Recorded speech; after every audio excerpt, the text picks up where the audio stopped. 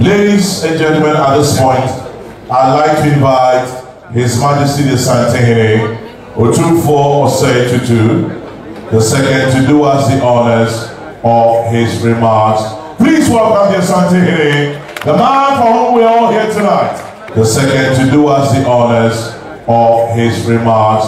Please welcome the Asantehene, the man for whom we are all here tonight.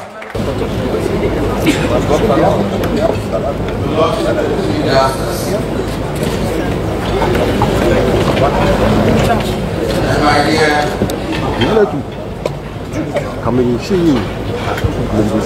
Honorable Ministers of State, my son, Abudinapo, please unite because it's about gold. The Governor of the Bank of Ghana, the Excellencies, Heads of Diplomatic Corps, distinguished Captains of Business and Finance, and distinguished ladies and gentlemen, we are deeply humbled by the enormity of the honor bestowed upon us by the event taking place here tonight. In the 2 decades since we ascended the Golden Stool, we've had the privilege of hosting many of you here for our various other festivals and many other events. But the light of the gold coin in our honor is something that we truly appreciate and sincerely. Thank all those who have made it happen. We are grateful to the young men who have been moved by our efforts to commemorate them in this manner.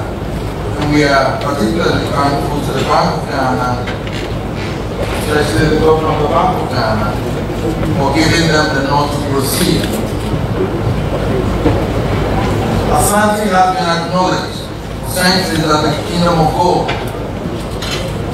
The spirit and energy of the Asante nation is drawn from the Golden Stool, and it was the work from gold which enabled Asante to build and sustain the kingdom for 4 centuries up to today. In 2015, I was invited by Lord Williams, Master of Magdalene College of the University of Cambridge, to deliver a keynote address at the relaunch of a professorship for African archaeology, established in memory of our Reverend African icon Nelson Mandela. In my address to the distinguished audience in one of the citadels of knowledge, I touched from 2 things, among others, that should be relevant tonight. The first was about the extraordinary story of the man said to be the richest man who ever lived. 2 months before my address, a group of economic historians had published a study of the richest men in human history. They compiled from their study a list of the 10 richest men of all time. It stretched from Emperor Caesar of the Roman Empire, Emperor Shenzong of China's Song Dynasty, Genghis Khan of the Mongolian Empire, Emperor Akbar of the Great of India's Mughal Dynasty, and round through the giants of the Industrial Revolution to Andrew Carnegie and Rockefeller, down to the colossus of the modern era, Bill Gates. But the remarkable thing was that at the top of this pyramid was not one of these men who command the history of humanity. The person identified by the study as the richest man who ever walked the face of the earth was an African from the West Coast, King Mansa Kankan Musa of the Empire of Mali. Interestingly, the Mali Empire took over the collapse of the ancient Ghana Empire, and King Mansa Musa came to the throne around 1312 AD and ruled for a quarter of a century. In his time, he built Mali into one of the leading empires in the world and organized the production and sale of gold along the west coast of Africa, stretching from the tip of the Sahara, where he was based, to the forest areas of what is today Ghana. What is today's Ghana? History records the pilgrimage of King Mansa to the lands of Arabia in 1324, when he dispensed and lavished so much gold that it affected the Egyptian currency, and the government literally had to beg him to stop. According to the panel, King Musa is the only person in history whose wealth was inestimable. The significant point here is that part of the gold making King Musa the richest man in human history came from organized trade and migration from his immediate empire to what came to be known later as Asante lands. This trade and exchange of gold provided the evidential basis for the connection between what was the Gold Coast and the old Ghana Empire, which encouraged our founding fathers to propose the adoption of Ghana for a new sovereign state. I also told the audience about the story of Ashanti Goldfields. In 1897, before Asante lost his sovereignty, two brothers from Fante, Joseph E. Barney and Joseph E. Ellis, arrived in Asante to ask for concessions to establish a quantity of gold in the hills around the West. They were granted the concessions appropriate by the chiefs. The brothers then went to the city of London with all their feasibility studies to look for partners to join them in what they knew was going to be a highly profitable business. But while the city was excited about the prospects of the company, none wanted to be partner of a native boy. Thus, the mining brothers were compelled to sell the business to city tycoons who ran the mines from London for years before passing it on to South Africa. My dear brother Sam Jonah happened to bring this mine into operation by creating so many mines from here to Mali, Keita, and other places, and to other places in Tanzania now, where he built so many mines at that time when he took over as a Ghanaian. The mine became synonymous with General Spears and tiny rollers instead of the pioneers who started it all.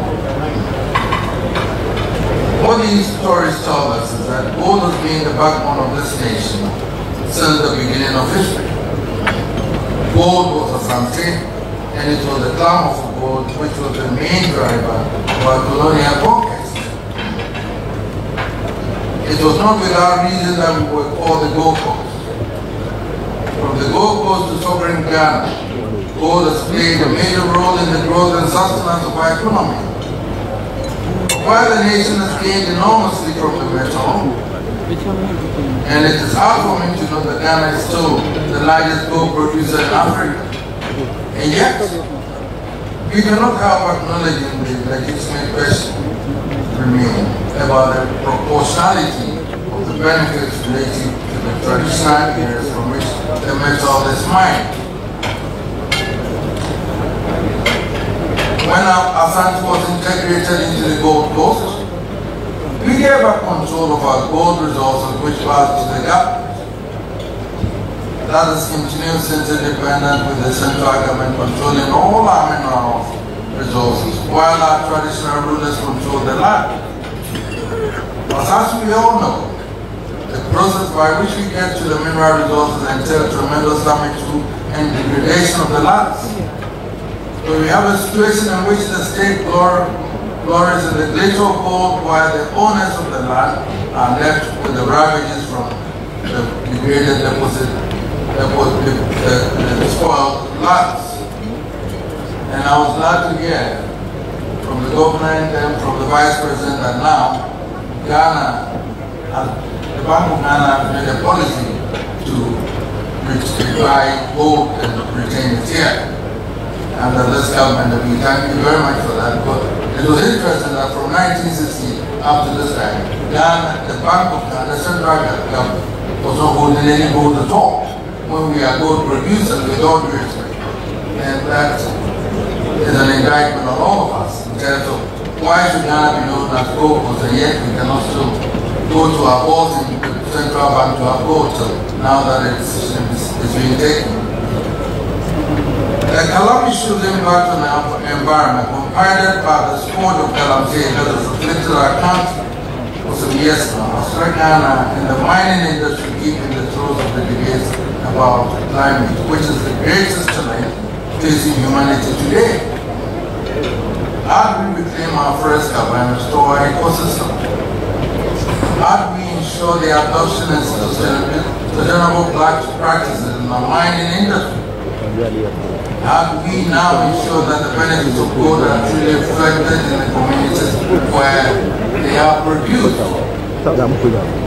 It is true, of course, that there have been considerable improvements lately in the benefits accruing to our communities through various interventions to mitigate the consequences of the mining activities. All the mining companies are now providing improved social services to the communities, which is all great. But that is to say that the social responsibility provisions must address the need for a review of the entire system, not only to address past inequities, but to allow a greater role in the global state of traditional institutions. I need not draw your attention to the fact that it's taken up an enterprising young business to invite tonight's event in recognition of our efforts to the nation. As I have said, I'm grateful to them, to the Bank of Ghana, and especially to the government, and to all of you who have supported the project. But the honor part, I do not think that Asantehene Ɔtumfoɔ needs to hide under a partial gifted seat to engage in any appropriate legitimate gold business. We don't have to. Lord, we have to be hesitant in seeking to take responsibility for the challenge of reclaiming our degraded lands, restocking our forests, and in maximizing the benefits to be derived from gold. That is why, Mr. Minister, I am announcing to you tonight and to everybody that Asantehene's commitment to tackle the challenge of deforestation and ensure the reforestation of at least 50% of our degraded forest land within the next 5 years. So,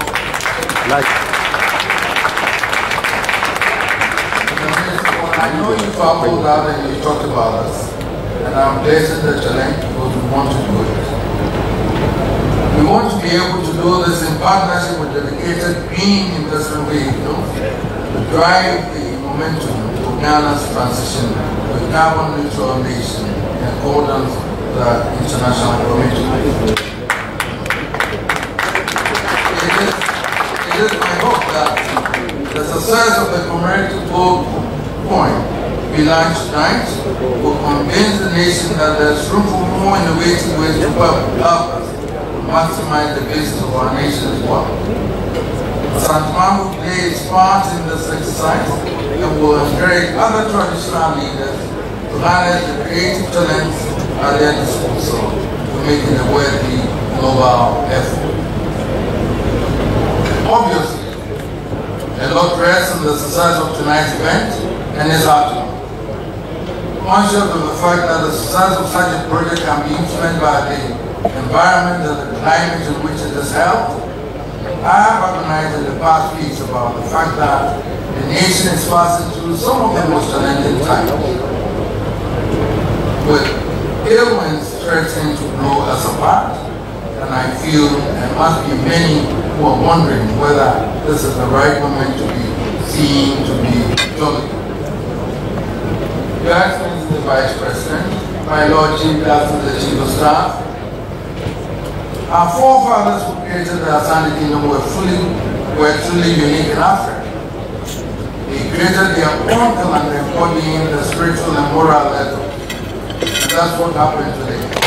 Asante calendar provided for a period when the nation ought to give thanks to for the blessing they enjoyed, took stock of what they had done and planned for the way forward. They did that, not once a year, but once every 42 days, which is when we mark our day festival. It is a period for spiritual renewal, for meeting with our inner selves, take account of the challenges before us, in abiding contemplation, resolve on the way forward. On the last day of every year, we take stock of the year's performance and rededicate ourselves to the challenges of the coming year. It is the way, the energy and spirit Asantehene as prescribed by Ɔtumfoɔ Osei Tutu I and his Obrigom for Amache has sustained the kingdom through good times and bad times for 4 centuries. We who are their hands to their great heritage have no choice but to carry on. Today marks the last Sabbath day of the year 2021. What better than to use the moment to confront the unprecedented challenges facing our nation? Because of time limit, I didn't have the chance to say that, but I think I want to say it now and resolve not to be carried by them, but to strive to turn the tide and regain the momentum of progress in our lives. So, Your Excellency the Vice President, my Lord Chief Justice, Honorable Ministers and distinguished ladies and gentlemen, before this honorable audience, including the envoys of brother and friendly nations from across the world, I ask our leaders from all shades of political opinion, our social commentators who control the space of public discourse, and captains of finance and business whose enterprises depend on the climate of society. It is time to stop the nation bleeding to extinction. The good people of Ghana take pride in their commitment to democratic government. We have been proud to be an oasis of peace in the line of torrent, and our record as a thriving democracy has served us well and made the chosen destination of many investors. What we dare not forget is that democracy is not a static object. Nothing in statecraft really. Nothing in statecraft really is. Democracy is a work in progress. The British have avoided giving themselves a written constitution because the absence obviously gives British democracy the latitude and flexibility float with the tide. The American Constitution, held as a gold standard of democracy, has been sustained by its call for amendments to suit changing circumstances. In a sense, adaptability has been a source of success. We have been brought up on the notion that democracy simply means the minority have their say, but the majority have their way. That may very well be true, but in the whole world of real politics, it cannot be without caveats. As national and international problems become more complex, nations are finding that the smart and prudent way is to seek convergence of different points of view. That across many jurisdictions today, one word has come to symbolize the livelihood and the soul of democracy. It is called compromise. Whether you are navigating through the labyrinths of international diplomacy or confronting the intractable issues of domestic politics, from the United States to Germany, from Israel to Japan, through all the land proclaiming their faith in democracy, the name of the game is compromise. It makes sense. History and perhaps science too should tell us that when an irresistible force meets an immovable object, the inevitable outcome is challenged. When the art of governance becomes openly rigid and inflexible, it invites the search for an irresistible force and an unorthodox path to resistance. Or, if you like, when you tempt fate too often, you risk the danger of fate descending with unintended consequences.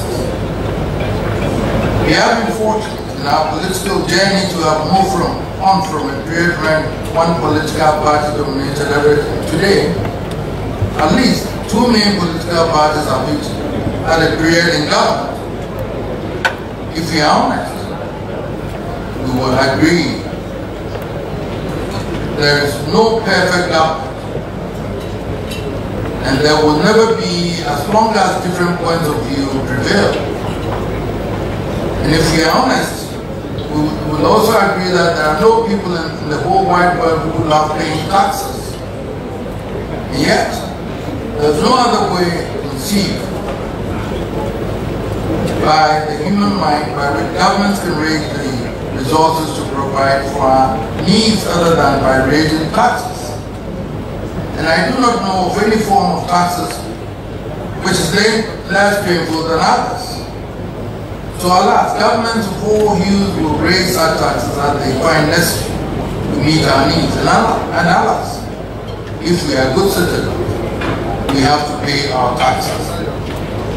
We elect people to represent us to make sure there's some equilibrium in what governments do. It is to our good that our representatives in Parliament subject the national budget to the most rigorous scrutiny and to call for changes.